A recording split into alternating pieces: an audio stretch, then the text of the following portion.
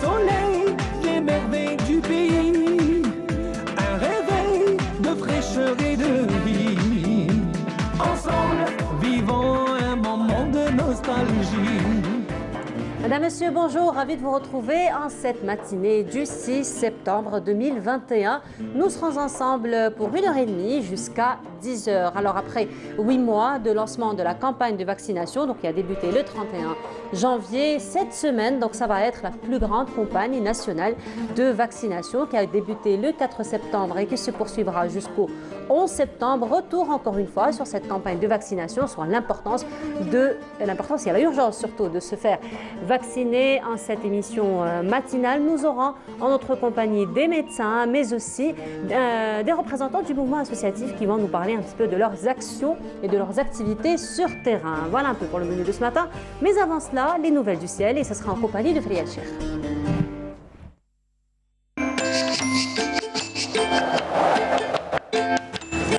La météo vous est présentée par Mobilis.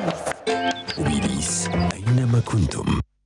Friel, bonjour. Bonjour. Comment ça va? Bonjour à vous Nour et bonjour aussi à tous ceux qui nous regardent. Excellent réveil à vous et à tous ceux qui nous regardent aussi ce matin. Rayonnante, Friel, aujourd'hui. Avec le rose, ça fait rappeler l'été, ça fait rappeler le printemps, ça fait rappeler le soleil. Voilà. Et d'ailleurs, ce matin, nous avons eu un beau soleil. Exactement. Ça va continuer, Friel? Oui, oui. Donc hier, tout de même, il a beaucoup plu vers l'intérieur qu'en prévu d'abord. Plutôt par Météo Algérie. En effet, il a beaucoup plu vers l'intérieur est surtout. Nous avons eu de fortes pluies, parfois accompagnées d'orages. Aujourd'hui, la tendance sera à l'amélioration. Encore quelques nuages qui s'accrochent vers l'intérieur du pays seront plus denses au courant de cette journée vers l'intérieur est. Ils donneront quelques faibles pluies accompagnées d'orages.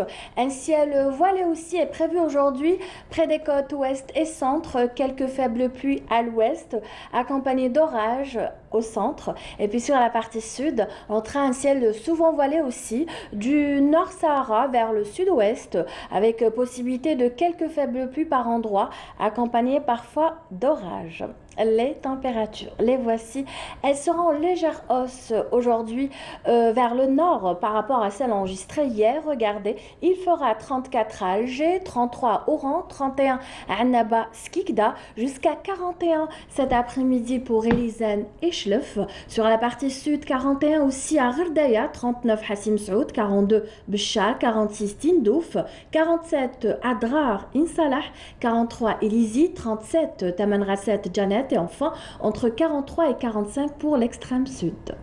Place ce matin à l'état de la mer. Pour aujourd'hui, nous aurons une mer peu agitée avec des vents modérés qui varient généralement entre 20 et 30 km/h à l'est, entre 30 et 40 au centre et enfin entre 30, parfois jusqu'à 50 km/h à l'ouest. Eh bien, à présent, place ce matin à l'éphéméride. Aujourd'hui, le soleil se couchera à 19h08. Vous avez toujours le site de Météo Algérie, les 3 w.meteoalgérie.bz. Je vous remercie pour votre attention. À tout à l'heure.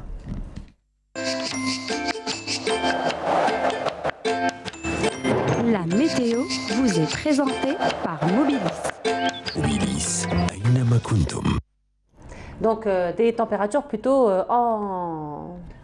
Voilà, plutôt en hausse, plutôt relativement chaud. Voilà. De toute façon, c'est pas encore le printemps. On peut encore profiter du beau temps encore. Voilà. Merci beaucoup, Friel. On se retrouvera tout à l'heure, donc après le journal télévisé du midi et après celui de 19h. Toute la journée. Merci beaucoup, Friel. Bonne journée à vous. Et on continue. Alors, ce sera comme d'habitude, pause musicale. Ce sera en compagnie de Friklen et de Moxaïb. On se retrouve juste après.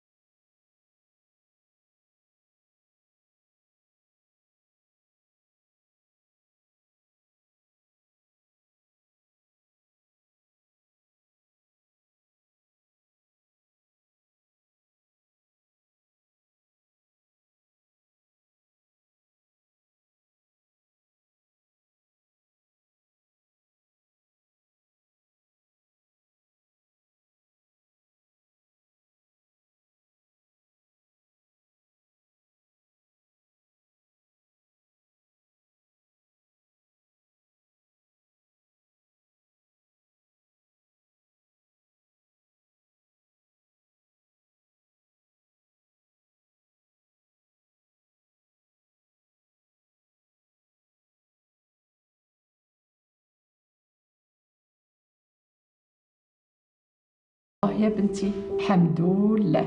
الحملة الوطنية للتلقيح ضد كوفيد-19. بصح العذاب اللي تجوزتو يا بنتي. على بالي ما كنت حاسه بيك وخفت بزاف عليك. شوفي ما الامراض المعديه الحل الوحيد تاعها هو الفاكسان. تدعو وزارة الصحة والسكان وإصلاح المستشفيات المواطنين الراغبين في التلقيح للتوجه نحو الهياكل الصحية أو الأماكن المخصصة لذلك، مصحوبين بوثيقة الهوية لتلقي اللقاح. بالتلقيح ضد كوفيد-19 تحافظون على حياتكم وحياة أقاربكم. Et de retour sur le plateau. Pour notre premier plateau, nous recevons le professeur Riyad Mahiaoui. Professeur, bonjour. Bonjour. Bienvenue à vous. Merci beaucoup. Alors, professeur, merci. Professeur Mahiaoui, donc vous êtes membre du comité scientifique et de l'évolution de la Covid-19. Alors, professeur, donc la campagne de vaccination a débuté quand même depuis 8 mois, le 31 janvier. Cette semaine, donc, il y a eu la plus grande campagne nationale de vaccination. Donc, avant de parler de cette campagne, déjà, les 8 mois, quel est le premier bilan qu'on peut dresser pour les 8 mois qui ont passé? Effectivement, semaine assez spéciale, Big Day, comme on l'a appelé, où on va essayer d'intensifier et de glaner le maximum de vaccination jusqu'au 11. Et j'espère que le 11, on pourra annoncer un chiffre extraordinaire en matière de vaccination.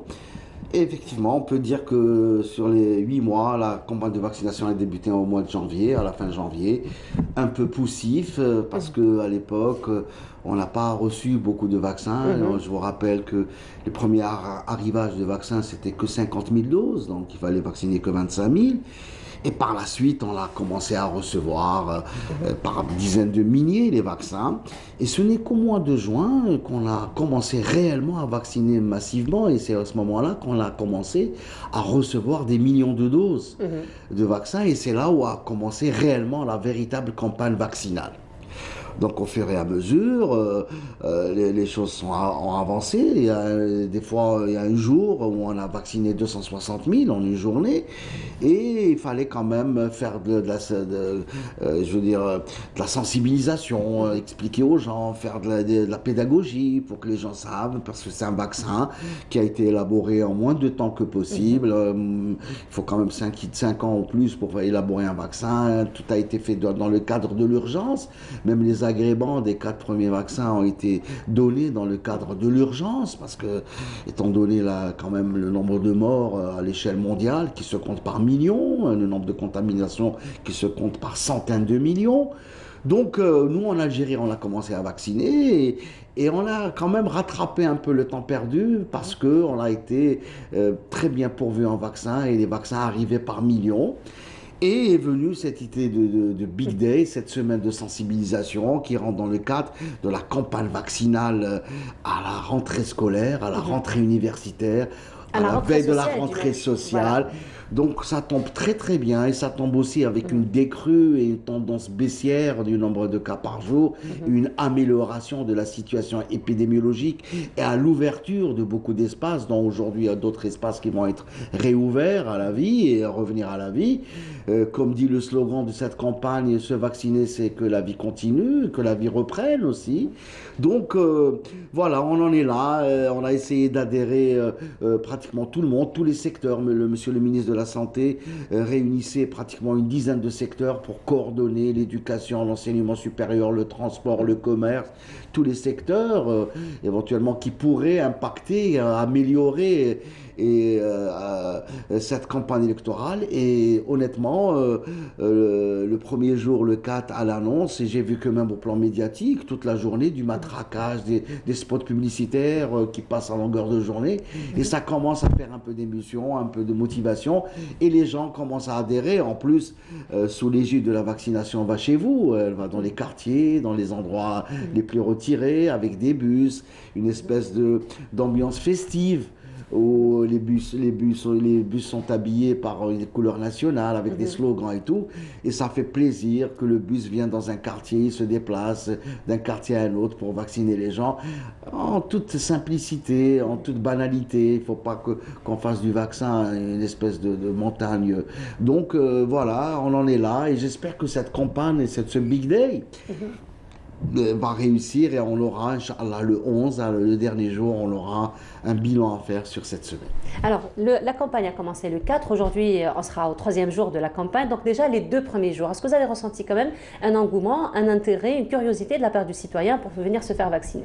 Effectivement, à travers le pays, dans les 50 wilayas, les échos qu'on a et les correspondances qu'on a, même vous les médias, les gens sont satisfaits, bien que ça a commencé un jour, un week-end, un samedi, où les gens peut-être préféraient aller à la plage ou aller dans des endroits ouverts, au vu de cette pression de ce Covid avec les confinements et tout, mais quand même on est réellement satisfait et je pense que cette semaine est bien parce que au fur et à mesure qu'elle avance, chaque jour est mieux que l'autre et on améliore, on regarde ce qui marche pas et on essaie d'améliorer, de rectifier pour essayer d'optimiser le maximum et faire adhérer le maximum de population algérienne et je pense que c'est en train de se faire et honnêtement on s'est réunis hier au comité scientifique et on a fait un petit bilan pour ne pas le dévoiler parce qu'on laisse quand même les choses évoluer jusqu'au 11 mais honnêtement il y a une satisfaction générale autour de tout ça.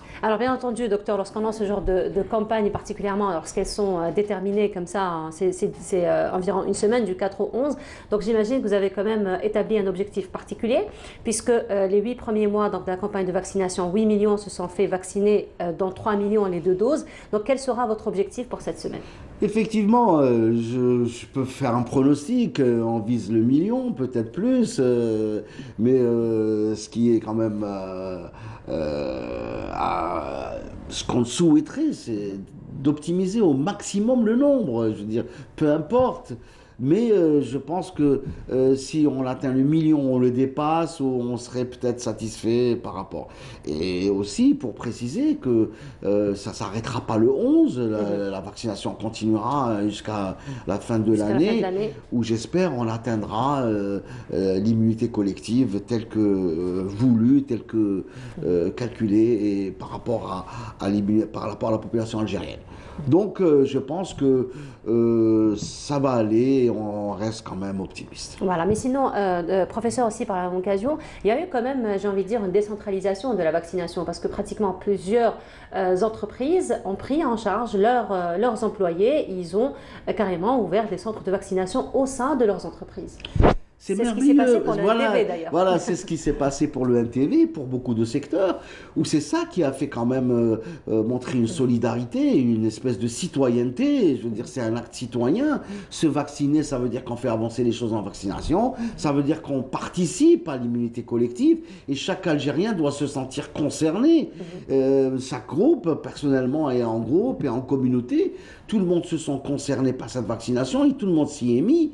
Le secteur de l'éducation à partir du 22, le secteur de l'enseignement supérieur à partir du 18 juillet, la santé, les entreprises publiques, les sociétés nationales, la sécurité sociale, les ministères, les institutions, tout le monde s'est mis à vacciner. Et c'est ça qui a créé cet engouement et qui a aussi fait un peu rattraper le temps perdu du début de la campagne vaccinale où elle était un peu poussif.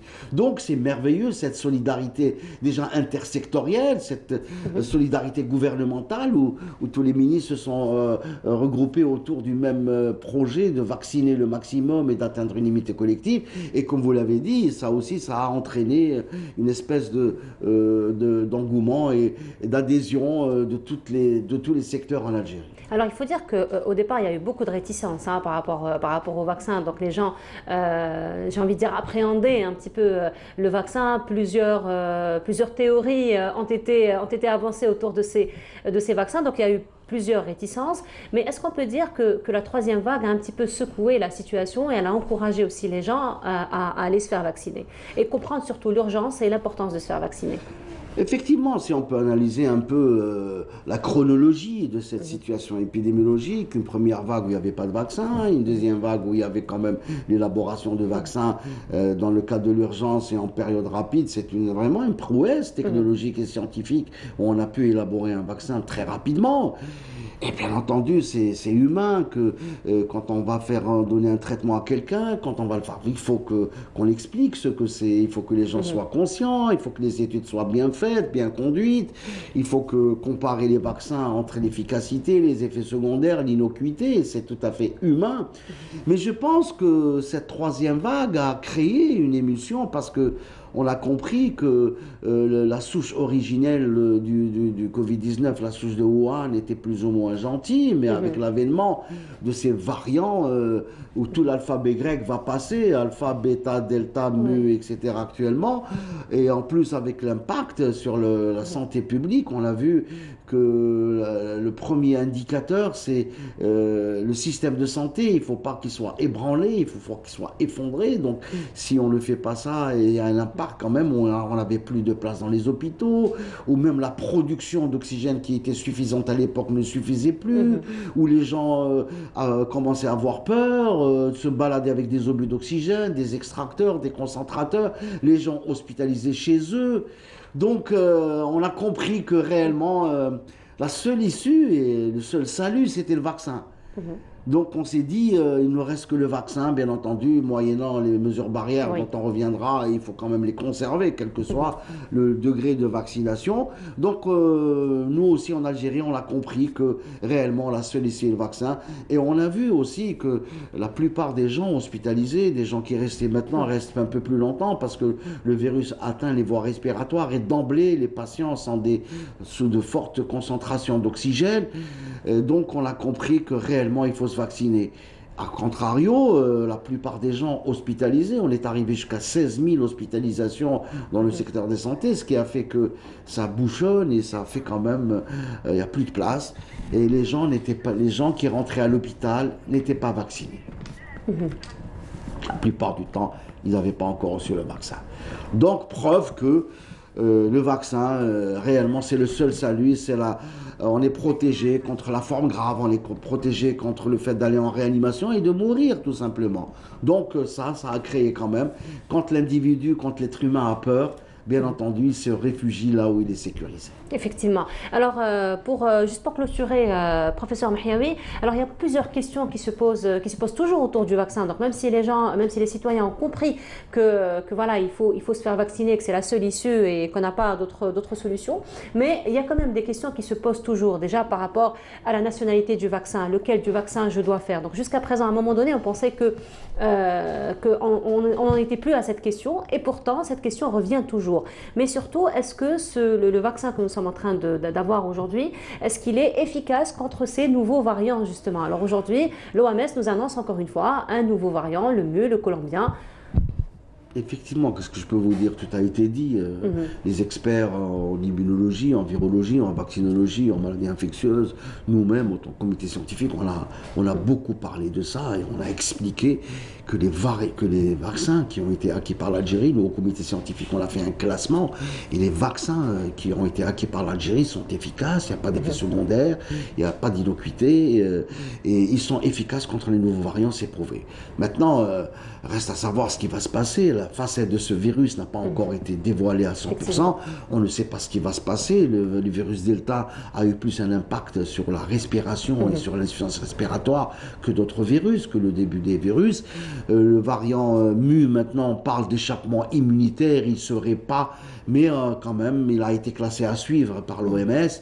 Et alhamdoulilah, il n'existe pas en Algérie, j'espère qu'il ne va pas exister. C'est pour ça qu'il faut activer la campagne vaccinale, plus on active la campagne vaccinale, plus on lutte contre les variants. Et surtout en tenir des leçons, professeur. Tout le monde parle de cette quatrième vague qui est effective dans beaucoup de pays. Donc vaccinons-nous, protégeons-nous pour éviter et pour être prêts éventuellement à recevoir une quatrième vague de complications où on sera, Inch'Allah, à un taux de vaccination assez élevé. Assez élevé. Merci beaucoup, professeur, pour toutes ces explications. Merci à vous et on vous souhaite une très belle continuation. Merci beaucoup. Merci. On rappelle donc que le Big Day se poursuivra jusqu'au 11 septembre, mais la campagne de vaccination se poursuit quand même jusqu'à la fin de l'année. Merci beaucoup, professeur. À très bientôt. Merci. Et on continue, restera toujours avec cette campagne de vaccination. Bedaa Amarni, elle s'est intéressée dans son reportage sur la poursuite donc, de cette campagne. Je vous laisse regarder ce reportage et on se retrouve juste après. Garder sa santé, rester en vie et ne pas contaminer son entourage passe inéluctablement par la vaccination anti-Covid, une opération qui se poursuit à travers le territoire national. Du nord au sud, d'est en ouest, les Algériens se sont déplacés en masse pour se faire vacciner. À Alger, exactement à la place du 1er mai, les citoyens ont afflué vers les centres de vaccination. Ça concerne tout le monde. C'est pas pour moi, c'est tout le monde. Même donc à l'Europe, à l'âge de 12 ans, on a mis de l'eau. Même cas de figure à Médéa, où beaucoup de monde s'est rendu au centre de vaccination, convaincu que la démarche des autorités sanitaires du pays est à même de freiner la propagation du virus. 37 équipes médicales ambulantes sont mobilisées pour sillonner les régions enclavées de la wilaya et 6 autres équipes pour se déplacer chez les familles. À Tism-Silt aussi, 80 points de vaccination sont mis en place. L'objectif est d'arriver à vacciner 1 million de personnes. Tous les moyens humains et matériels sont mobilisés pour faire de cette opération d'envergure nationale une réussite totale. Je suis venu prendre ma première dose de vaccin. Dans la wilaya de Tiaret, l'opération de vaccination se poursuit également. Les femmes sont nombreuses à se faire administrer le vaccin anti-Covid. Nous avons suivi la campagne de sensibilisation et nous sommes venus pour nous faire administrer la première dose de vaccin. Oran n'est pas en reste puisqu'elle enregistre une affluence de citoyens qui se sont déplacés pour recevoir leur dose de vaccin. Pas moins de 260 points de vaccination sont réservés à cette opération au niveau de cette wilaya. Idem pour les wilayas du Sud qui ont connu une bonne organisation et surtout une affluence vers les centres de vaccination. Ainsi donc, c'est toute l'Algérie qui prend part à cette campagne de vaccination, le but étant d'endiguer un tant soit peu cette épidémie de coronavirus qui ne cesse de faire des victimes. Et de retour, et cette fois-ci, nous allons continuer à parler de cette campagne de vaccination. Nous allons encore parler de la prise en charge, particulièrement en cette rentrée sociale et en rentrée scolaire aussi, puisque nous avons parmi nous donc Dr Sabrina Walikan. Bonjour docteur. Bonjour. Marhaba bik. Alors docteur Sabrina Walikan, vous êtes chirurgienne pédiatre. Tout à fait, voilà. Voilà, marhaba bik. Alors docteur Walikan, donc on parle beaucoup de vaccination en ce moment, particulièrement donc avec le lancement de cette campagne depuis le 4 et qui se poursuivra jusqu'au 11. Et par la même occasion, donc ça coïncide avec la rentrée sociale, donc particulièrement la rentrée scolaire. Donc jusqu'à présent, les enfants, donc on n'a pas encore décidé s'ils doivent se faire vacciner ou pas. Par contre, la prise en charge des enfants est primordiale et importante. Parce que ça va de soi finalement. Prendre en charge les adultes va de soi que prendre en charge finalement les enfants. Tout à fait. Comme on l'avait dit au début, on pensait que les enfants ne portaient pas le virus, ne transmettaient pas le virus. Or que là, non, on a eu beaucoup de cas, du nouveau-né jusqu'à l'âge de 15-16 ans. Avec le nouveau variant particulièrement. Le nouveau variant, la Covid au début déjà, et puis avec les nouveaux variants, tout à fait. Donc pour la vaccination des enfants, donc, elle n'est pas d'actualité. Ni la petite enfance, ni jusqu'à 18 ans. Ce n'est qu'à partir de 18 ans qu'on peut vacciner nos enfants, enfin nos jeunes... les jeunes enfants. Voilà, jeunes enfants, enfin les ados, comme on dit, les lycéens ou les étudiants prochainement. Les enfants, non, donc c'est pas d'actualité. Par contre, on est obligé donc de protéger nos enfants parce que ça va nous protéger et protéger notre entourage.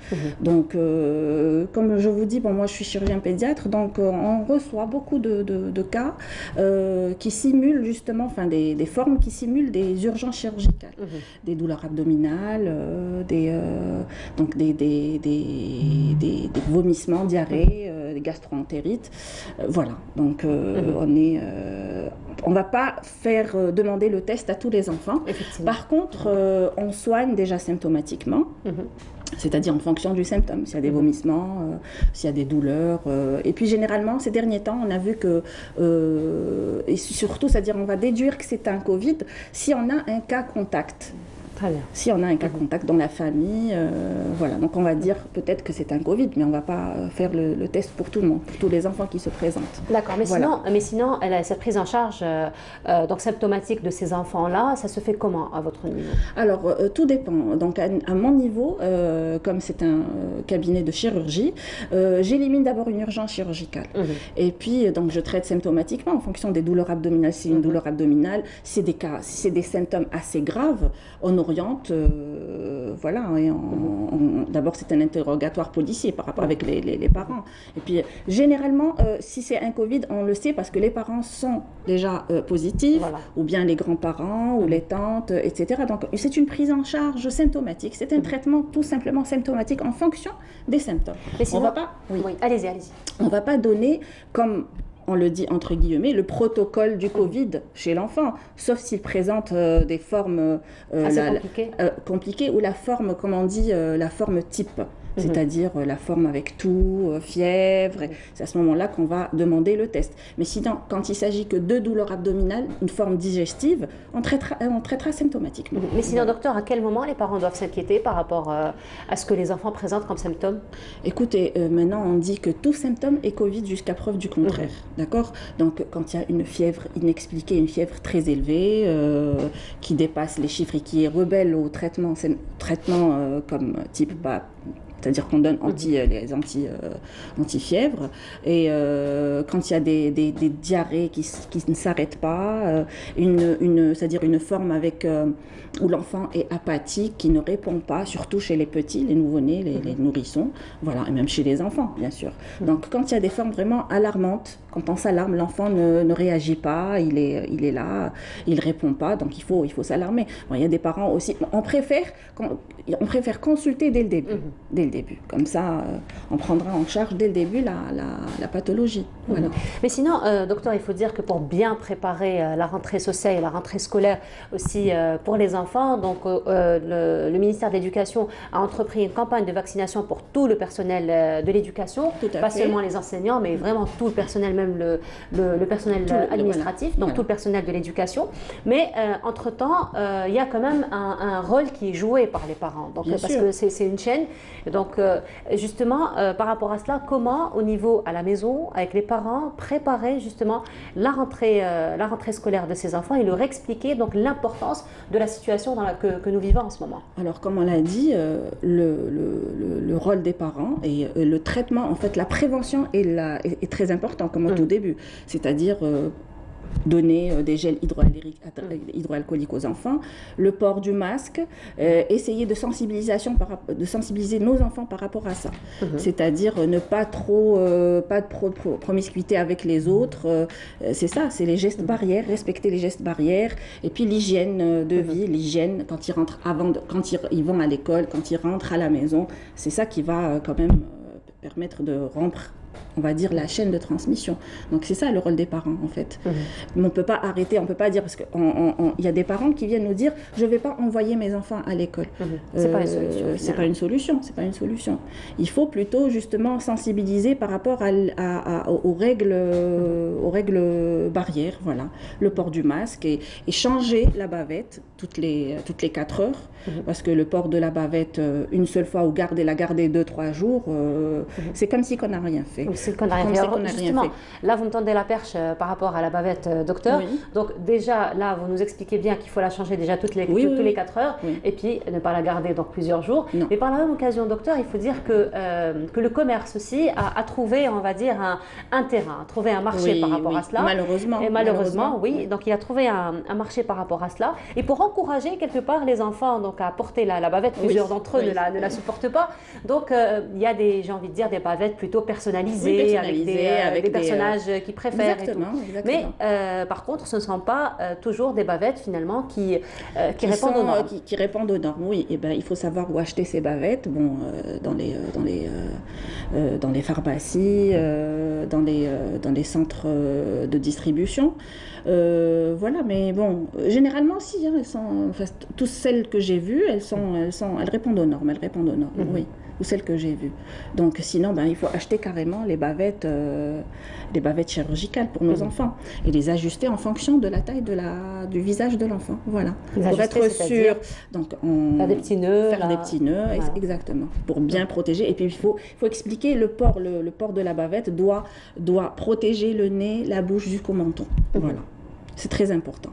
Voilà. Mais sinon, il y a aussi, ce sont des enfants, hein, donc c'est très difficile de les. De toute façon, adultes que nous sommes, et parfois il y a des choses qui nous échappent, il y a des réflexes qui nous échappent. Donc les enfants, ça devient un peu plus difficile, particulièrement, par exemple, pour les enfants au moment du goûter, au moment du déjeuner, pour la demi-pension. Oui, c'est pour ça qu'on leur donne des gels hydroalcooliques, et puis il y a la confiance aussi. Donc on fait confiance au personnel de l'éducation. Il y a les éducatrices en matière dans la petite enfance, par exemple, à l'école, au primaire aussi. Donc on a vu, moi-même j'ai des enfants et j'ai vu sur place comment, dans l'école de mes enfants, comment se fait la distanciation. Les récréations sont limitées, c'est-à-dire elles sont limitées à une récréation par jour parce qu'un enfant on peut pas quand même le garder toute la journée.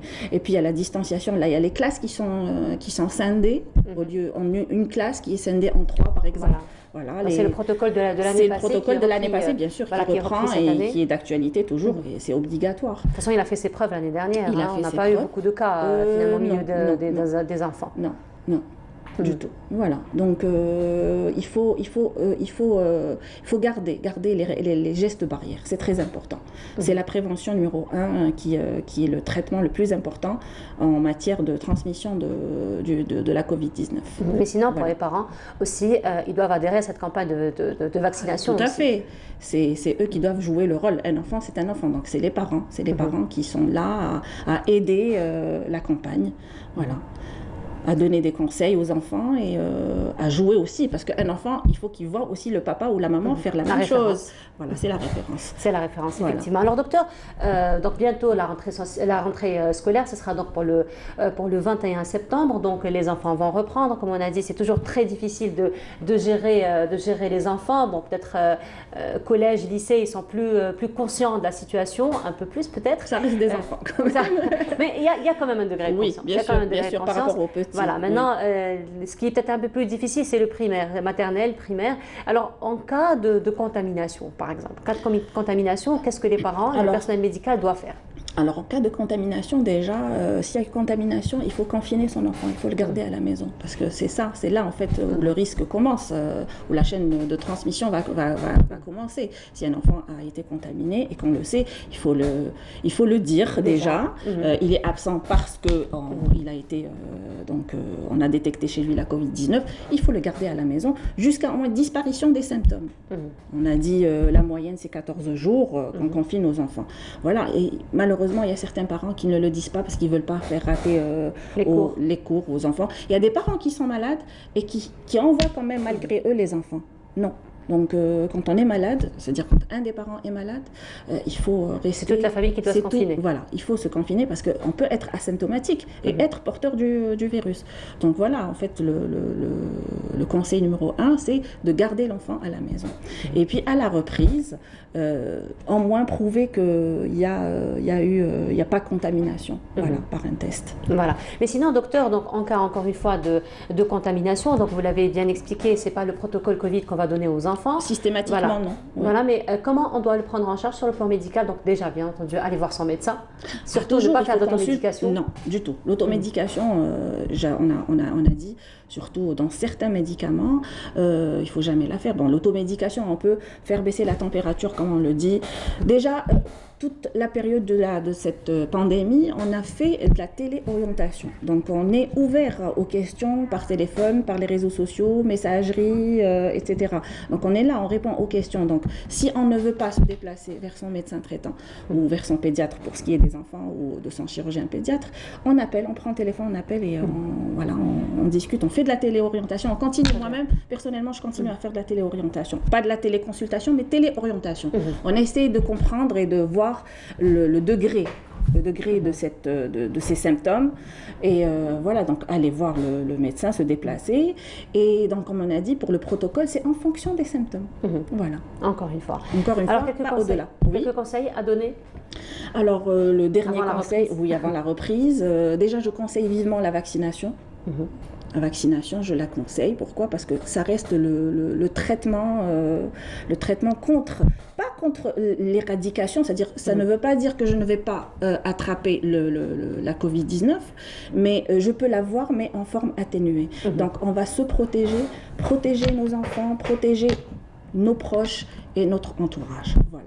Et bien sûr, tout en gardant, c'est-à-dire on se vaccine, mais on garde l'hygiène, les gestes barrières, le port de la bavette, la distanciation et le dire autour de nous. Voilà. Surtout. Merci beaucoup, docteur. Je vous en prie. Merci à vous. Merci donc pour tous ces détails. Donc, je rappelle, docteur Sabrina Waliken, et vous êtes chirurgien pédiatre. Merci encore une fois d'avoir été parmi nous ce matin.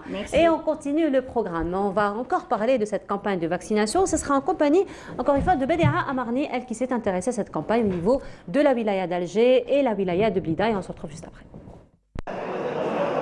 Le Big Week, événement consacré à la vaccination à grande échelle, a été lancé à travers le pays.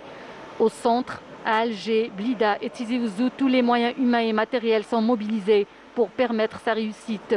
Dès les premières heures de la matinée, de nombreux citoyens se sont rendus au niveau des différents centres pour recevoir leur dose de vaccin, comme ici à Blida. Je suis venu de mon propre gré pour me faire vacciner. Je suis convaincu de l'importance du vaccin.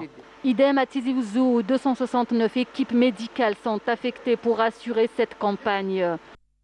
C'est intéressant, c'est plus intéressant pour toute la famille et pour éviter la contamination pour la population. 98 équipes mobiles sont également mobilisées pour couvrir tout le territoire de la wilaya en se rendant dans les villages. Au sud du pays également, toutes les équipes médicales sont mobilisées pour accueillir les citoyens désirant se faire vacciner. De Tamanrasset à Elizi en passant par Ouargla, Béchar, El Oued et Biskra, la population s'est déplacée en grand nombre. À Ouargla, les médecins sont à pied d'œuvre pour assurer la mission qui leur est dévolue. Nous avons déjà organisé un Big Day avant celui-là. Nous avons aussi reçu beaucoup de monde comme aujourd'hui. La situation épidémiologique commence à s'améliorer. Même cas de figure à Elizi où de nombreux citoyens sont venus au centre de vaccination pour recevoir leur dose de vaccin.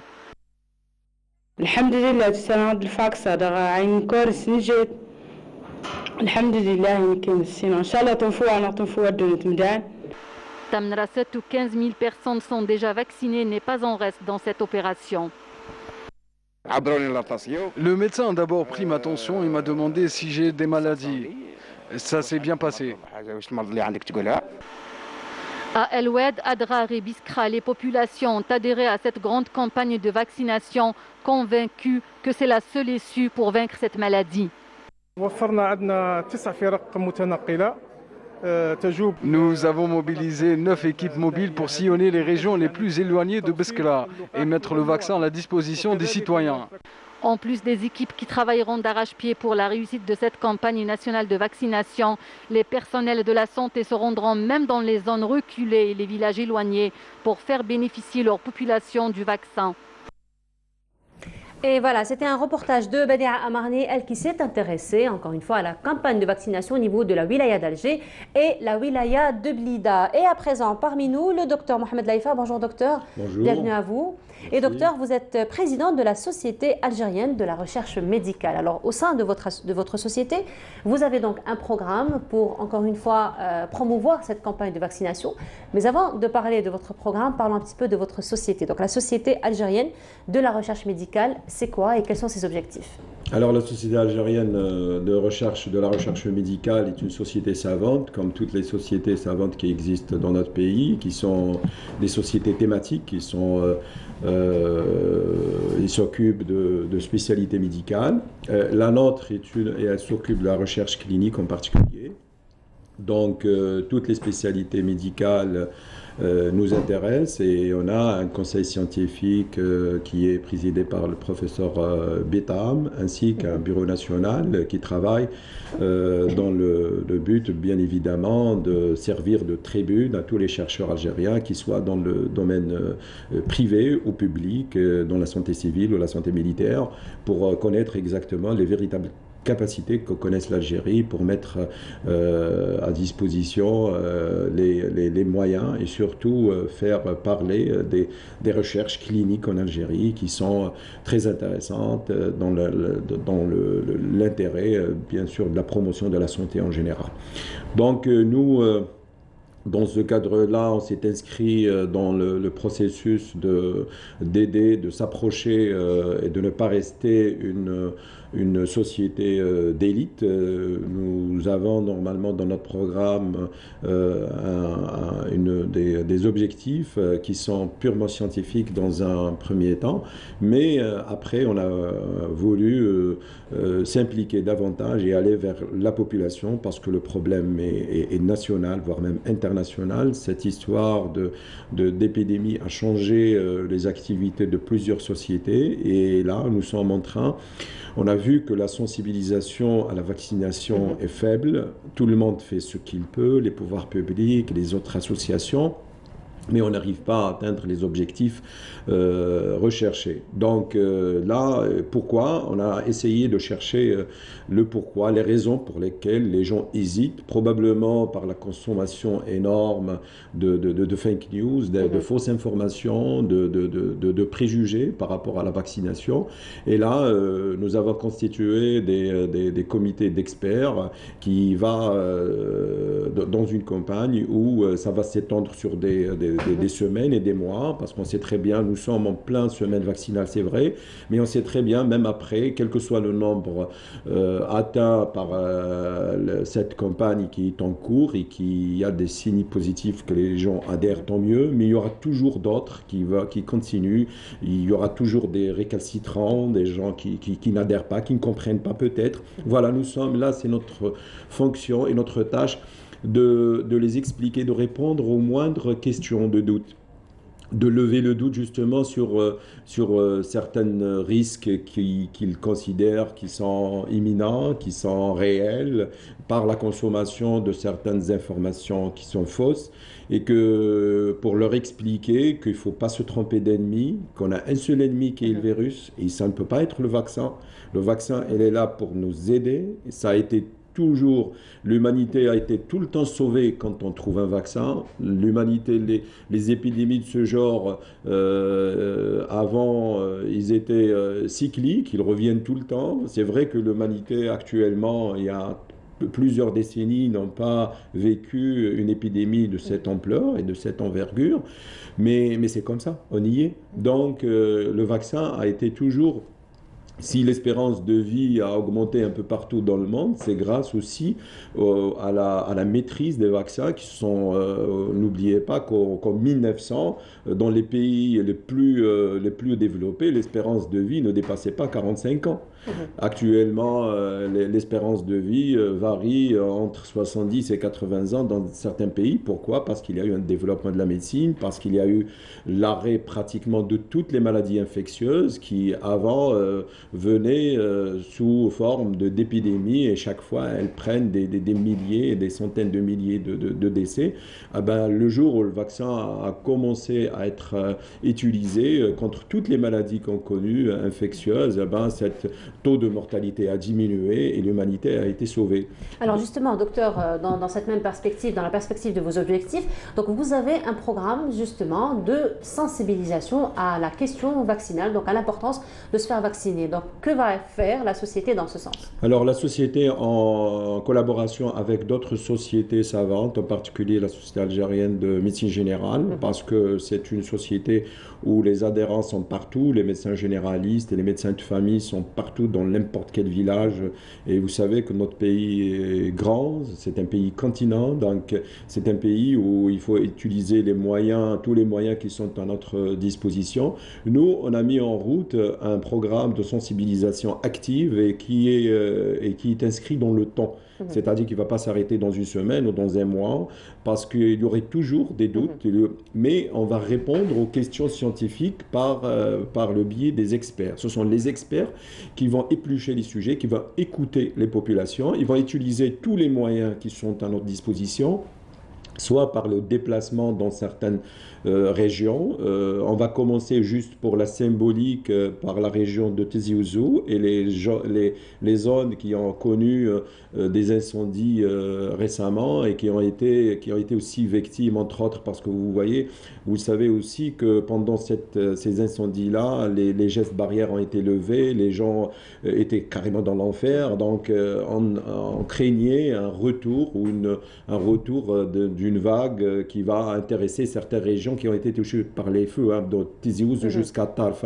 Donc notre campagne va commencer par ces régions-là. On va aller leur expliquer l'importance de la vaccination, la pertinence de l'opération et que uniquement le vaccin va nous sauver et que la situation est grave, mais les solutions existent et il faut justement adhérer. On va répondre aux petites questions. Dans ma fonction en tant que médecin, je vois toujours des patients qui me disent, voilà, oui, en posant toujours cette question, Madame, vous avez fait votre vaccin? Elle me dit, oui, non, j'hésite encore. Alors, vous hésitez. Moi, je lui dis toujours, vous êtes courageuse. Il semble que vous avez... vous n'avez pas peur du virus. Moi, j'ai peur du virus. Moi, j'ai fait mon vaccin parce que j'ai peur du virus, alors que vous avez peur du vaccin. Alors, on n'a pas le même ennemi, apparemment. Donc... Et justement, docteur, quelles sont les questions qui reviennent souvent? Donc cette réticence, elle est certainement due à plusieurs appréhensions, mais quelles sont réellement les questions qui reviennent souvent? Les arguments sont des arguments classiques. Ils disent que les gens vont mourir. Ils disent que les gens, il y a quelqu'un des plus informés, il me dit comment un vaccin a été fabriqué en 7 mois, en 8 mois, c'est logique ça? Habituellement les vaccins prennent plus de temps. C'est vrai, mais on a les réponses à ça. On dit attention, c'est la première fois que le monde entier en même temps a été touché. Donc les puissants de ce monde ont mis le paquet pour trouver un vaccin très vite. Avant, les vaccins touchaient les zones les plus défavorisées, les zones les plus pauvres. Donc pour que les gens cherchent à trouver, pour que l'Europe ou l'Amérique trouve un vaccin pour une maladie qui règne en Afrique, qui va payer? Donc, cette fois, le monde entier cherchait des solutions et la preuve, les vaccins ont sorti partout. Ils sont sortis un peu partout, donc aussi bien en Europe qu'en Amérique, qu'en Asie. Donc, presque les grandes institutions de recherche ont trouvé leurs vaccins. Il va y avoir aussi d'autres vaccins. Mais les gens continuent à avoir peur aussi parce que n'oubliez pas que les moyens sociaux comme le Facebook, l'Internet en général et tout, autant que c'est un moyen extraordinaire d'informer, les gens sont informés en temps réel et tout ça, mais autant ils sont aussi désinformés en temps réel. Donc, et là, ils reçoivent des informations qui sont fausses et qui sont difficiles à le déplacer. Ce n'était pas le cas avant. Avant, on se souvient tous des campagnes de vaccination, ils viennent à l'école, ils nous font sortir de la classe au prio, et puis vous allez passer, vous ne savez même pas de quel vaccin vous allez le faire, et puis vous allez rentrer très content, vous avez fait votre vaccin, et voilà, et les maladies, justement, l'espérance de vie dont je parlais tout à l'heure a été améliorée grâce à ces campagnes de vaccination massives et qui ont sauvé quand même les gens. Et puis, docteur, il faut aussi souligner que l'Algérie quand même a une très belle expérience avec la vaccination. Toutes les campagnes de vaccination pratiquement ont bien réussi ici en Algérie. Notre pays est pionnier en matière de vaccination, surtout dans les années d'après l'indépendance. Et c'est justement ça qui a baissé ce qu'on appelle un élément important dans le développement des systèmes de santé, ce qu'on appelle la mortalité infantile. Vous savez que c'est un indice sur lequel on peut suivre un petit peu l'évolution de l'état de santé, et on était parmi les meilleurs pays de notre catégorie qui ont vaincu cette mortalité qui était très très élevée. Vous savez que les gens avant l'indépendance et bien après, les femmes enfantaient beaucoup, mais elles perdaient énormément aussi. Donc elle peut avoir 8, 9 enfants, mais après au cours du parcours, si on peut dire ça, elles perdent 2, 3. À cause de quoi? Des maladies infectieuses. Ce sont les maladies infectieuses qui tuent. Puis avec l'utilisation massive des vaccins un peu partout dans des campagnes, en dehors de toute épidémie. Programme national et des campagnes, il suffit qu'on sent des choses arriver, on sent une épidémie qui est en train de s'installer, on anticipe. Et c'est ça, anticiper. Le vaccin, c'est avant, c'est pas après, c'est pas un traitement de la maladie. C'est évite la maladie et surtout, il évite les formes graves. Et ça, c'est pour répondre à une question qui est aussi très classique, que tout le monde la pose. Je connais Monsieur X, il a fait son vaccin, il est tombé malade quand même. Mais c'est vrai, ça peut exister. Dans tout, le vaccin n'est pas un traitement pour la maladie quelconque. Il évite une forme grave, il évite le passage à la réanimation, soins intensifs et autres. Et ça suffit. Parce que n'oubliez pas que la Covid est une grippe.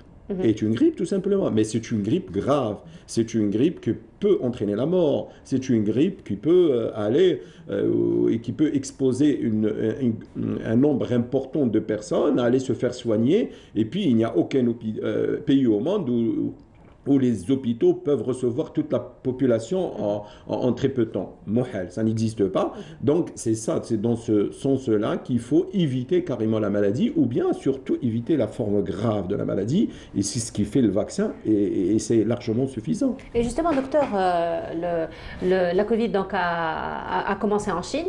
Aujourd'hui, en Chine, on n'entend plus parler finalement de Covid. Alors aujourd'hui, quelle est la situation un petit peu? Est-ce qu'on peut avoir une note optimiste par rapport à l'éradication du Covid, par rapport donc à gagner un petit peu la guerre contre ce virus? Alors finalement, ce qu'on sait actuellement, c'est que toutes les épidémies du monde, avec ou sans moyens, finira par disparaître. Donc ça va partir. Le problème, c'est qu'il faut que cette épidémie disparaisse avec le moindre prix. Et moindre dégâts, et avec, parce que c'est vrai, vous avez vu ce qui s'est passé en Inde par exemple, où la facture était extrêmement élevée, c'était carrément un hécatombe. Donc, et c'est tous les pays du monde travaillent justement pour éviter des situations pareilles. C'est dans ce sens-là qu'on voulait éviter de se trouver avec des pertes énormes. Et puis, vous savez, qui dit perte humaine dit aussi une répercussion économique très importante, et puis voilà, donc effectivement il y a comme la Chine ou d'autres pays, les pays nordiques par exemple, ils ont atteint une immunité collective très intéressante. Le virus continue à se transmettre, mais puisqu'ils sont les gens qui sont vaccinés, donc ils continuent à faire presque des grippes presque normales. Et c'est pour ça que bien sûr, l'espoir il est permis, mais il faut justement utiliser les moyens qui sont... Ces pays-là ne sont pas arrivés comme ça spontanément, ou ils sont arrivés parce qu'ils ont mis, les populations surtout, ils ont adhéré, ils étaient dans l'obligation de faire ce vaccin. Parce qu'attention, vous avez le droit de dire... Tiens, moi, s'il me prend, je compte sur mon immunité, ou le moutbid rabbi. Donc, on a ces répliques, mais attention, vous avez le droit, si j'ose dire, de tomber malade, mais justement, vous n'avez pas le droit de transmettre cette maladie. Et si on vous vaccine, c'est justement pour d'abord ne pas transmettre cette maladie, et vous ne serez pas un vecteur pour d'autres, parce que vous pouvez avoir, on a vu des milliers de personnes qui ont eu la maladie, effectivement, qui était simple, qui était une forme fruste, qui n'a pas fait beaucoup de dégâts, mais par le biais de transmission, ces mêmes personnes-là étaient presque... ils ont contaminer d'autres personnes, et qui malheureusement le virus n'était pas tendre avec ces personnes-là, et qui ont entraîné la mort. Donc il y a là une responsabilité, disons, morale, qui est engagée, voilà, et éthique, de dire voilà, vous ne pouvez pas aussi transmettre parce que vous, il ne vous fait pas autant de mal, mais il peut faire très très mal à d'autres personnes plus fragiles. Effectivement. Alors docteur, votre programme débutera, on rappelle? Alors c'est juste après la fin de la semaine vaccinale, afin de ne pas interférer par rapport à ce qui se passe, mais nous continuons, donc même au cours, nous continuons par d'autres moyens de sensibiliser les gens d'abord à adhérer cette semaine vaccinale, parce que les moyens sont mis à disposition un peu partout, la proximité des centres de vaccination sont très proches, mais nous on sait très bien qu'il y aura toujours d'autres personnes qui continuent à semer le doute, oui mais ça va venir et tout ça, et ces personnes-là, un peu partout en Algérie, Inch'Allah, on va toucher toutes les régions d'Algérie, bien sûr, selon un programme qu'on va le mettre incessamment. Il va sortir bien sûr en public, et beaucoup d'autres associations. Et je fais un appel à partir de ce moment-là, pour vous, puisque vous me donnez l'occasion, à toutes les associations scientifiques et sociales de nous joindre, afin de faire quelque chose d'important et massif, et qui touche la majorité des gens, afin que cette période de vaccination à long terme sera la plus plus courte possible, parce que on sait très bien que tout le monde va être vacciné d'ici plusieurs mois. La plus courte possible et atteindre donc l'objectif les objectifs le plus possible, bien sûr, afin d'éviter les conséquences. Voilà, merci beaucoup docteur d'avoir été parmi nous ce matin. Merci. Je rappelle donc docteur Mohamed Laïfa, vous êtes le président de la Société algérienne de la recherche médicale. Merci encore d'avoir été parmi nous ce matin et on vous souhaite beaucoup de succès pour cette campagne. Merci. On continue avec cette campagne de vaccination. Cette fois-ci, c'est Majid Belkati, lui qui s'est intéressé donc à cette campagne de vaccination au niveau de l'Est d'Alger. Je vous laisse voir ce reportage et on se retrouve juste après. Un seul objectif pour cette opération d'envergure nationale, relever le défi de l'immunité collective. À Témouchent, à l'ouest du pays, près de 40 000 personnes ont déjà été vaccinées. Les services sanitaires ne comptent pas s'arrêter là. La wilaya compte atteindre les 100 000 d'ici le 11 septembre. À Tiaret et à Chlef, l'opération est allée bon train durant toute la journée. Même ambiance à Oran, capitale de l'Ouest. L'affluence est nombreuse. Les Oranais ont répondu à l'appel des pouvoirs publics. Pas moins de 260 points de vaccination sont ouverts. Le nombre de personnes vaccinées au niveau de la wilaya d'Oran depuis le début de la campagne vaccinale en février dernier a dépassé les 497 000. Les services sanitaires espèrent atteindre les 500 000 vaccinés à la fin de cette campagne. Ça fait pas mal. Ou de préférence, il vaccine.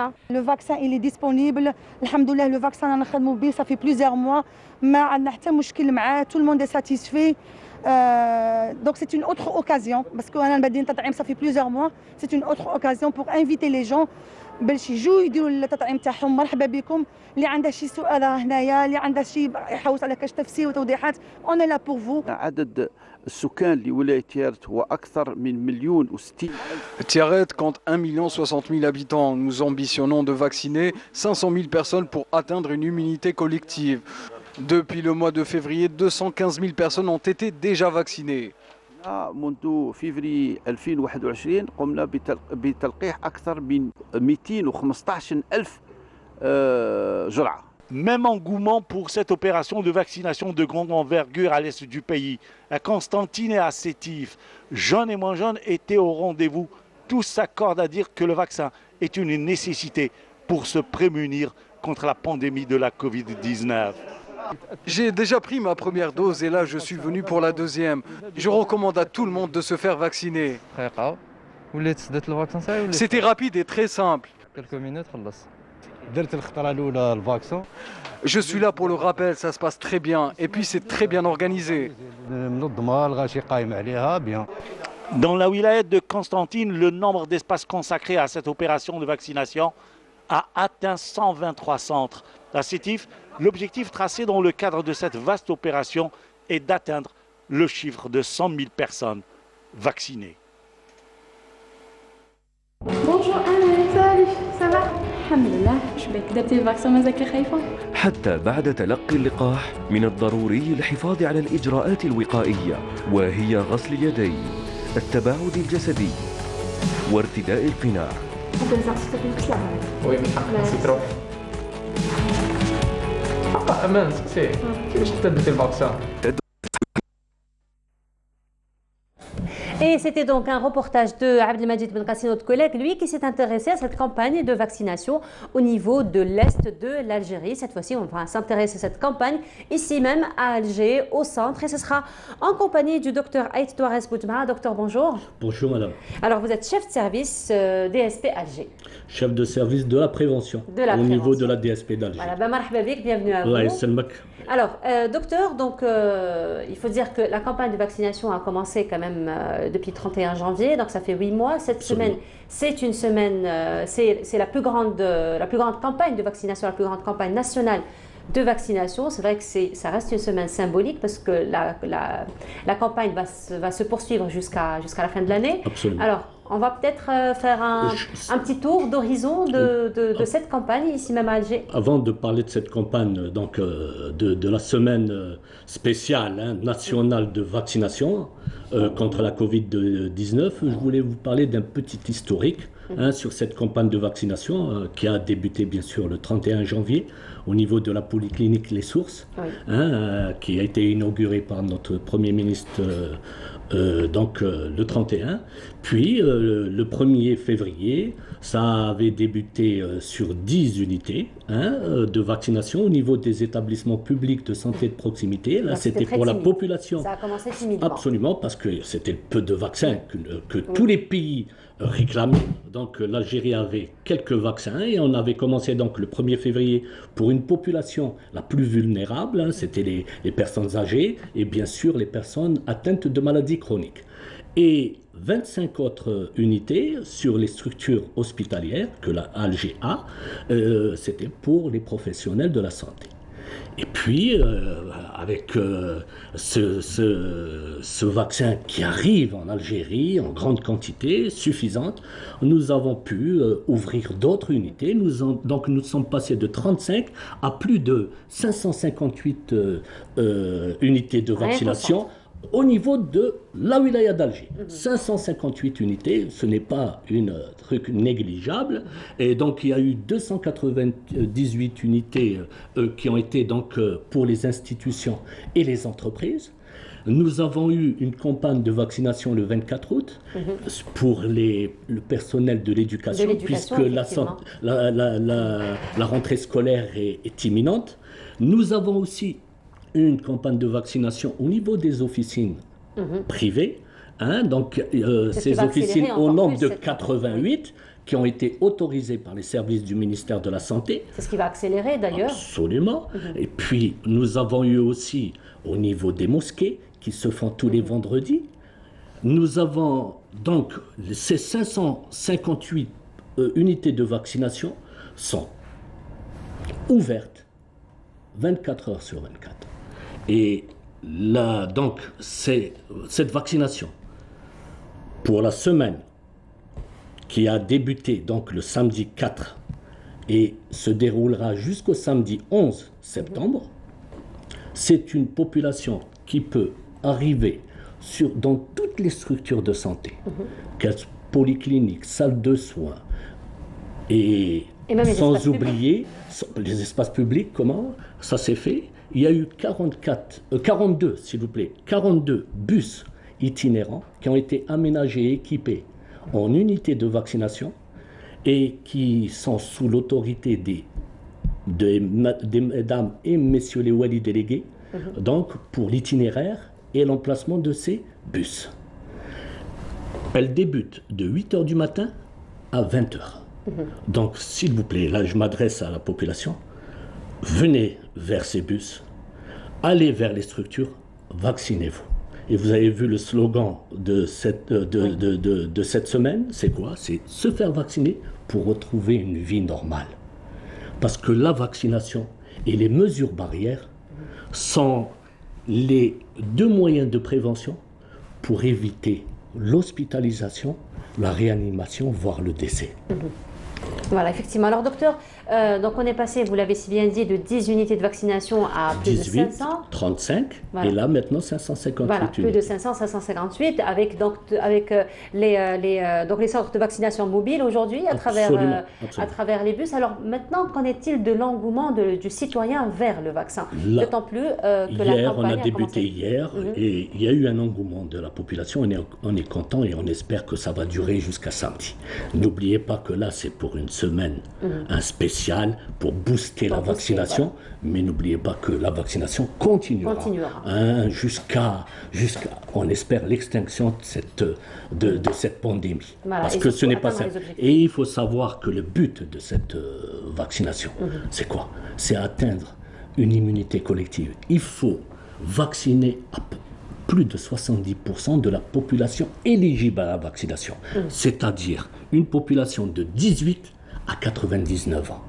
Ça, c'est le but principal. Le but principal, justement, docteur, dans ce sens, donc, pour atteindre l'immunité collective, on doit vacciner plus de 70% de la population. Alger, seulement 2,5 millions de la population. Ça, c'est une population éligible. Voilà, éligible. Exactement. C'est atteindre donc 70% de cette population éligible. d'Alger seulement. Absolument. Ça, c'est de la wilaya d'Alger. Et bien sûr, éviter la 4e vague. Effectivement. Parce que la rentrée sociale débute. Débute le 21. Absolument. Enfin, la rentrée sociale a déjà commencé. Oui, l'école commence l'école le 21. Le 21, Inch'Allah. Justement, docteur, où est-ce qu'on en est aujourd'hui avec le bilan? pour ce qui est donc de la vaccination des citoyens d'Alger. Les chiffres, ce n'est que le ministère de la Santé qui peut les donner. Ça, nous n'avons pas la possibilité de vous donner des chiffres, mais l'engouement, il y est. Et on espère que ça va durer dans le temps. Alors justement, docteur, on parlait... Excusez-moi, c'était pour vous dire que la population doit le savoir. Ces jeunes-là, parce qu'on parle de 18, à un certain moment, c'était qui? C'était la population la plus vulnérable. Là, on est passé à la population de 18. Il faut le savoir, parce qu'il y a beaucoup de jeunes qui vous disent « Non, moi je suis en bonne santé, je ne me vaccine pas ». Mais il faut qu'ils ne soient pas égoïstes. Il pense à ses parents, il pense à son entourage. Voilà. Hein, parce que avoir la vaccination est une façon de se prémunir des dangers de ce virus qui peut aboutir au décès. Alors justement, docteur, toujours dans ce sens, les citoyens, donc, ils viennent vers vous, vers les unités de vaccination, mais ils viennent toujours, on en parlait ce matin avec nos invités, toujours avec des appréhensions, toujours avec des questions, toujours avec un certain doute. Alors quelles sont les questions qui reviennent le plus souvent et surtout comment rassurer la population de l'importance? Ne vous inquiétez pas parce qu'il y a une équipe qui prend en charge cette personne et essaye bien sûr de le sensibiliser et de répondre sur toutes les questions posées. Mais n'oubliez pas qu'il y a d'abord un interrogatoire qui se fait par un médecin et il lui demande s'il n'a pas eu de soucis d'allergie ou autre, ou d'une maladie, ou s'il n'a pas eu de Covid, parce que le fait d'avoir eu une Covid, il faut attendre un délai avant la première vaccination. Très bien. Et on a remarqué que il n'y a pas eu de manifestation post-vaccinale grave, parce qu'un vaccin, c'est vrai, on inocule et tout, on peut avoir une petite fièvre, on peut avoir une douleur au niveau du poing. De n'importe quel autre vaccin d'ailleurs. Absolument. Mais nous, l'Algérie, on a cette habitude de la vaccination. On le fait, on a remarqué. Absolument. Et le plus beau, c'est que nos enfants se sont fait vacciner. Est-ce qu'il y a eu des problèmes sur tous les vaccins qu'ils le font sur le cursus scolaire, avant bien sûr en PMI? Il n'y a pas eu, il y a quelques petites manifestations post-vaccinales, toutes simples, où un petit traitement antipyrétique tout rentre dans l'ordre. Et justement, donc, les gens sont bien pris en charge sur place. Absolument. Vous avez vu, et là, je tiens à remercier les TUSA, qui a aménagé et équipé ces bus en unités de vaccination. Je vous ai dit qu'au niveau d'Alger, il y a 42 bus. Et ces bus, donc il y a 3 bus par circonscription administrative. Nous avons 14 circonscriptions administratives. Et ces bus sont aménagés. Et je tiens à remercier aussi la protection civile parce qu'elle nous a... Donc elle contribue à cette réussite de cette campagne de vaccination. Il y a une équipe de la protection civile qui fait partie des équipes vaccinatrices. Donc tout le monde est là pour essayer que cette campagne de vaccination de la semaine du samedi 4 septembre au samedi 11 septembre soit une réussite. Voilà, donc finalement, il y a une très belle collaboration intersectorielle. Absolument. Et là, je tire chapeau à tous ces personnes qui ont contribué à cette réussite. Mais sinon, donc, durant cette campagne, durant cette semaine symbolique, durant cette plus grande campagne nationale donc, de vaccination qui a débuté, on le rappelle, le 4 et qui se poursuivra le 11, donc la journée, elle débute de 8h à 20h. Donc les gens ont le temps de sortir du travail et tout, et d'aller vers les structures. Nous n'avons plus d'excuses, docteur. Aucune. Alors docteur, justement, vous avez évoqué un petit peu les délais de vaccination. Donc si par exemple on a déjà été atteint par la Covid, donc il faut attendre un délai. Absolument. Si on a pris un traitement, par exemple, on doit attendre un délai. Est-ce qu'on peut en parler justement et expliquer les délais? Vous savez, il y a le délai de 3 mois. Quand on a eu la Covid, on calcule 3 mois pour pouvoir se faire vacciner. Mais on fait des tests avant. Il y a des tests qui se font et tout. Il y a un examen clinique qui se fait par le spécialiste parce que ces personnes atteintes de Covid se déplacent vers une polyclinique ou vers une structure de santé pour être prises en charge. Et puis, la vaccination. Avant cet acte vaccinal, il y a un interrogatoire. Et puis, après le vaccin, il y a un quart d'heure de repos. La personne est mise au repos pendant 15 minutes. L'infirmier, le paramédical ou le médecin se déplace, lui prend sa tension, voit s'il n'a pas eu de manifestation post-vaccinale. Et lui donne la carte en lui demandant de ne pas rater le rappel. Le rappel. Alors, entre deux, docteur, parce que entre deux, donc la première dose, en attendant donc le rappel pour la deuxième dose, c'est généralement 30 jours, entre 20 et 30 jours. Ça dépend des vaccins. Voilà, donc entre 20 et 30 jours. Ça, c'est les spécialistes. Voilà, effectivement, c'est entre 20 et 30 jours, mais entre-temps, le patient peut aussi attraper la Covid. Il attrape la Covid. Il attendra 3 mois, et là le spécialiste le prendra en charge et lui expliquera toutes les questions posées par ce patient. Très bien, mais sinon, encore une fois, toujours avec les délais, il y a aussi d'autres patients qui ont d'autres maladies. Par exemple, ils sont sous un traitement particulier. Je vais dire un exemple juste comme ça, une angine, donc on est sous antibiotiques. Et donc qu'est-ce qu'il faut faire à ce moment-là? Il faut encore attendre? Vous savez, c'est là où le médecin intervient. Le médecin, au niveau de ce centre de vaccination, lui demande s'il n'a pas eu une angine juste avant, s'il n'a pas eu un traitement. La personne devrait avoir normalement une copie ou sinon le médicament qu'il prend. Parce qu'on peut avoir une personne qui ne sait pas lire, hein, on le dit. Il ramène son médicament vers le médecin, lui disant voilà, j'ai pris ce médicament, qu'est-ce que je dois faire? Attendre ou pas? Donc c'est du cas par cas, docteur. Absolument. C'est du cas par cas. Mais il n'y a pas de souci. Le médecin le prendra en charge. Inch'Allah, la vaccination se fait. Et là, je voudrais soulever un petit souci parce que beaucoup de femmes enceintes se demandent, vous poser la question se demandent est-ce que le vaccin doit se faire au 3e, au 8e, au 9e mois ou après l'accouchement. Vous savez, il y a des experts. Moi, heureusement qu'il y a cette vitrine européenne où, avec des experts, on apprend. Parce que c'est pas simple quand c'est un nouveau coronavirus, quand c'est une nouvelle pandémie et tout. Vous savez, au premier jour de grossesse, jusqu'à 9 mois, la personne peut se faire vacciner et doit se faire vacciner. Doit se faire vacciner. Vous savez, là, on le dit, une femme enceinte qui se fait vacciner, les anticorps passent la barrière placentaire et le bébé, à la naissance, a déjà une immunité. D'accord. Contre ce coronavirus. Il faut le savoir, il faut le dire, parce qu'on rassure les femmes enceintes. Les femmes enceintes doivent se faire vacciner.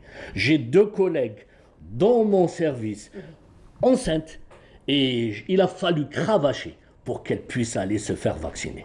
Et elles se sont faites vacciner et c'est un bon point pour moi. Alhamdulillah, espérant que le message passera surtout. Docteur, ça a été un plaisir de vous recevoir. Merci beaucoup d'avoir été parmi nous ce matin. Merci. Alors je rappelle donc docteur Aït Touarez Boudjma, vous êtes chef de service DSP au niveau d'Alger Centre. Voilà. Merci. Merci beaucoup et très belle continuation à vous. Et on continue cette fois-ci, ça va être un spot de vaccination que nous vous proposons et on se retrouve juste après.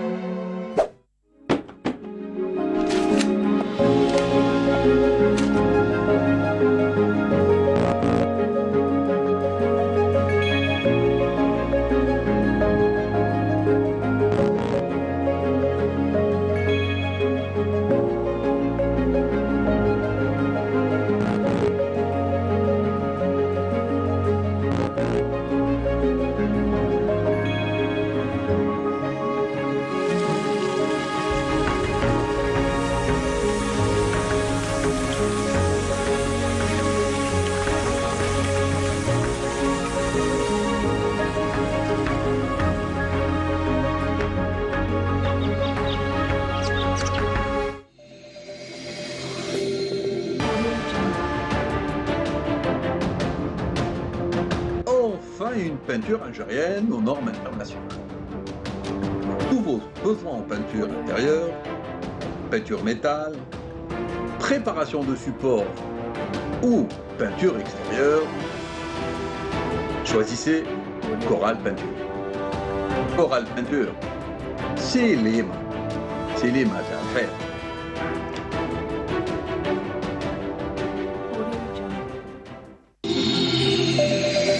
Et à présent, donc, nous allons parler encore une fois de l'apport des associations, du mouvement associatif durant cette pandémie. Et parmi nous ce matin, Esma Zoubida Benidjer, bonjour. Bonjour. Bienvenue à vous. Je vous remercie pour l'invitation. Marhaba bik, et vous êtes membre de l'association Youv de volontariat. Alors, avant de parler un petit peu de vos actions, parlons un petit peu de votre association. Alors, Youv, c'est Youth Union of Voluntarism. Donc, comme vous le savez, c'est une association de jeunes principalement qui opère dans plusieurs secteurs d'activité, le écologique, culturel, social, etc.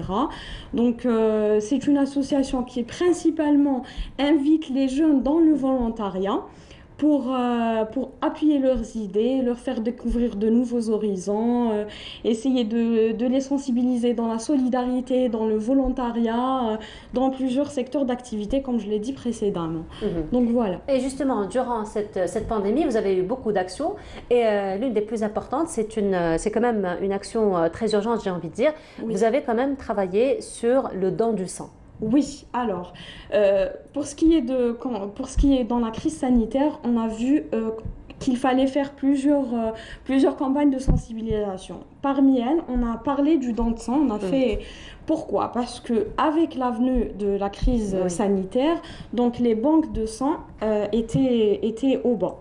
Et il fallait... Il y a eu un recul, il y a eu beaucoup de réticence. C'est ça. Les gens avaient peur d'aller au niveau des hôpitaux, d'aller au niveau des centres où il fallait se faire, où ils donnaient leur sang. Du coup, on a essayé, nous, d'aller vers ces gens-là et de récupérer leur sang, bien évidemment, et le donner aux banques, histoire de faire monter un petit peu les réserves de sang. Oui, ça s'est passé comment ? Alors, on a eu l'aide de beaucoup de gens. C'était des gens à titre personnel, parce que qui nous ont donné des grandes caravanes où on s'est déplacé. On a eu l'aide aussi de quelques labos pour essayer de faire les prélèvements, etc. Et bien sûr, on était assistés, bien évidemment, par d'autres associations et aussi par d'autres gens du métier pour les prélèvements, etc. Pour les prélèvements. Donc ça, c'était pour la campagne du don du sang. Oui. Mais sinon, vous avez eu d'autres campagnes. Vous avez participé un petit peu lors de cette pandémie, déjà à la désinfection des espaces. Effectivement. Alors, pour ce qui est, comme vous le savez, dans la crise sanitaire de la Covid-19, on a eu plusieurs actions. L'une d'elles, la première, c'était la distribution de denrées alimentaires pour les gens nécessiteux. Comme vous le savez, avec l'avenue de la crise sanitaire, beaucoup de gens n'avaient pas de revenus. Il y a eu une diminution de revenus. Particulièrement les journaliers qui ont perdu leur boulot. Exactement. Donc on a essayé de faire ça. Aussi, on a au niveau des hôpitaux, on a lancé une grande campagne humanitaire et sociale pour aider... pour assister les établissements hospitaliers dans le sens où on donnait des repas chauds pour le personnel médical, aussi pour les gens qui étaient malades. On a essayé aussi de récolter tout ce qui est masques, gel, etc. On a distribué aussi. Voilà, et voilà, c'est ce qui a été Mais sinon, votre action se fait sur le territoire national ou vous avez des régions particulières ? Non, ça se fait sur le territoire national. Nous avons 7 structures. Alors, nous avons Alger, Oran, Constantine, Adrar, Oumulbouagui, Timimoun et Ghardaïa. Voilà, donc ça se fait au niveau de tous ces lieux-là. Mais sinon, c'est un travail qui se fait en collaboration avec d'autres associations locales, avec d'autres comités. Oui, ça se fait avec en collaboration ou en partenariat avec d'autres avec d'autres associations, mais ça se fait aussi parce que nous sommes implantés un petit peu sur le territoire national. Du coup, nous avons beaucoup de membres que je remercie vraiment pour le travail accompli durant toute cette crise sanitaire qui a débuté depuis le mois de mars 2020. Nos actions ont débuté par rapport au Covid, parce qu'on a accès à tout ça.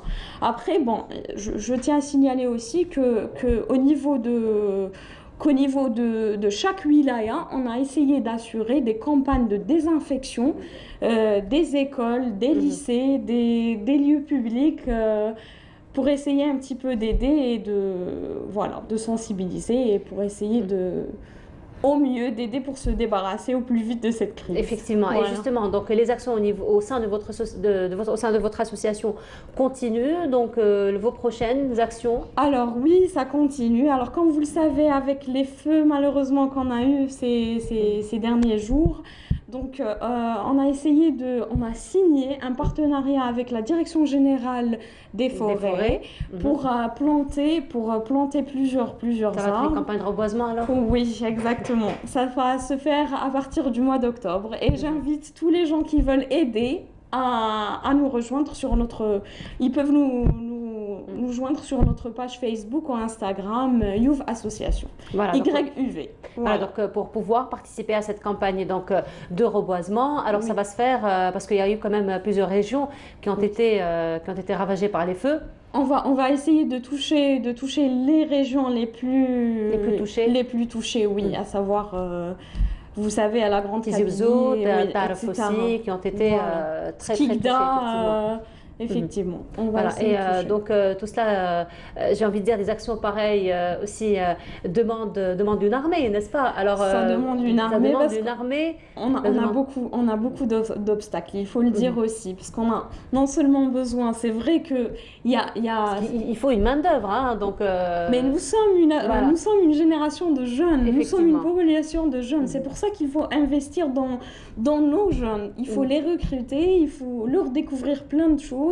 Des activités, il faut qu'il y ait un travail de volontariat et de solidarité pour essayer d'aller de l'avant. Et puis, on peut dire aussi, c'est joindre l'utile à l'agréable. Hein, donc on peut participer à cette armée, on va dire, de reboisement, mais tout en profitant aussi de la région, parce qu'il faut dire que ce sont des régions quand même hautement magnifiques. Oui, très très belles.